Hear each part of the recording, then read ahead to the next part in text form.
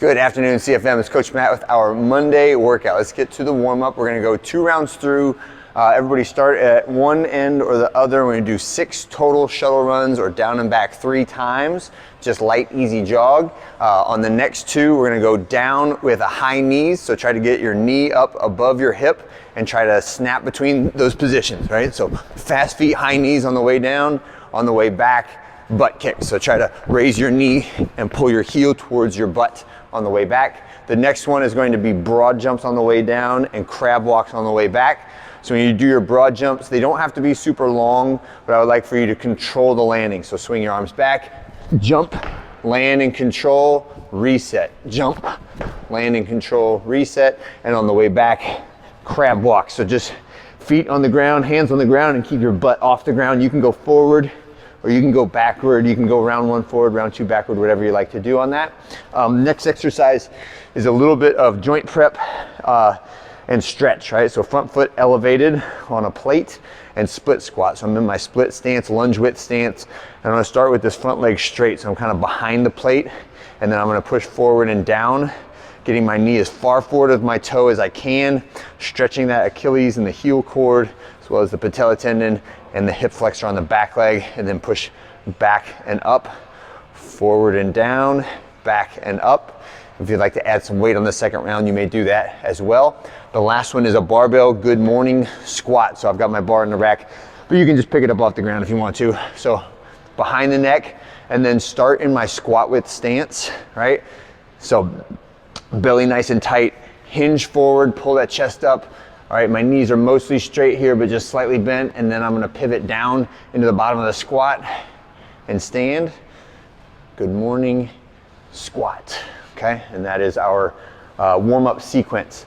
For the workout today, the point on which we are in the back squat strength progression is our tempo work, right? So for this week, we're gonna be working on 5 sets of 5, but the first 2 reps are gonna be normal, and the last 3 reps are going to be using a 5-second eccentric, okay? So what that would look like is I get into the rack, I get my bar set up, got my weight on there, I'm gonna do 1, drive up forcefully, 2, drive up forcefully. On number 3, 1 1,000, 2 1,000, 3 1,000, 4 1,000, 5 1,000, drive, okay? Do that for my next 3 reps. The superset today, we're gonna do this for all 5 sets of back squat, is just gonna be a 20-second Pallof hold from the power position, right? So I've taken my power stance, pressing out straight down that center line, chin, chest, hips, and hands all in a line. I'm just holding this position, facing the clock, count 20 seconds off, reset, go to the other side. So we're pulling the other direction now.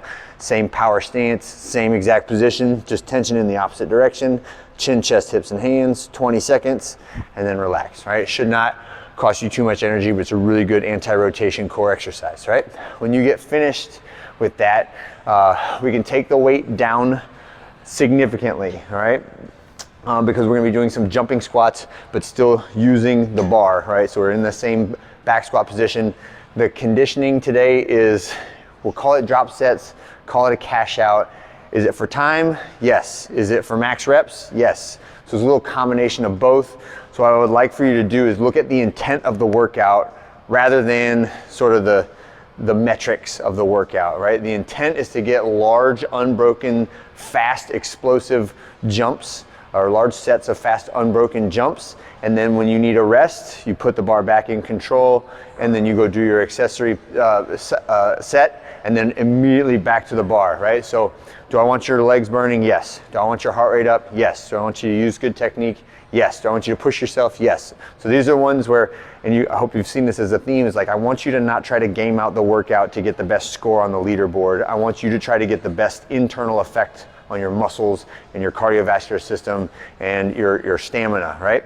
So the way this will work is I've got my weight on the bar. It's an appropriate light weight. So 35 to 95 pounds is fine. And some of you guys may want to go heavier, and that's okay too. But what I want you to be able to do is high teens to mid 20s before you feel like you can't jump anymore, right? But the way it'll work is I got my weight on the bar. Let's say I got 75 pounds. I'm going down, right? All the way down. Jump, jump, jump, jump, right? And see, I get to 22 reps and I'm like, oh, I can't quite jump anymore. Okay, that's my last rep. Put it back in the rack. And now I go and immediately go to my supersets, right? And my superset or my accessory work after that is Bulgarian split squats. So I'm holding a weight set up on the ground, right? So that back knee is touching the ground, front shin is vertical, and I'm just extending up. 1, tap the knee, 2, tap the knee, 3, 4, 5, 6, switch legs, do it on the other leg. Next, we'll go to Russian twists or a little core exercise. So on the ground, heels up off the ground is a little bit harder, heels down on the ground is a little bit easier, but try to reach your elbow for your opposite thigh, no matter whether you have your feet up or feet down. We're doing 12 reps on each side of that, and then finish with a side shuffle, right? So come to the front of the room, or knees bent, feet parallel, hips stay wide. We're shuffling to the left, shuffling back to the right. Take a deep breath if you need to, and then right back to your squats. And we're just accumulating 75 reps.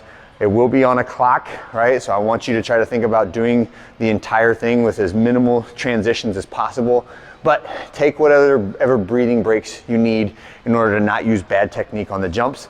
And then also, coaches are gonna be on the lookout for depth. So like, if you normally squat to depth with your hip crease below parallel on a regular squat, that's the depth that you should be using when we do the jumping squats. And for some reason, it is very natural when you're doing jumping squats to do like partial reps, right? And not hit that full bottom position, but that's where we wanna be for the jumping squats. So try to get full depth. Whatever your normal depth is on the squats, that's fine. If you normally squat to a bench or a box, that's also fine. What I don't want you to do is bounce off your butt when you do a jumping squat from the box. I want you to hit the box as normal and then just jump. Hit the box as normal and then jump, right? And use your own, intuition as to when you should stop. And like I said, if you're not in the high teens to mid 20s on a set, then the weight is probably a little bit too heavy, all right? That's it for this Monday. Hope you have a great one. I'll see you guys on Tuesday.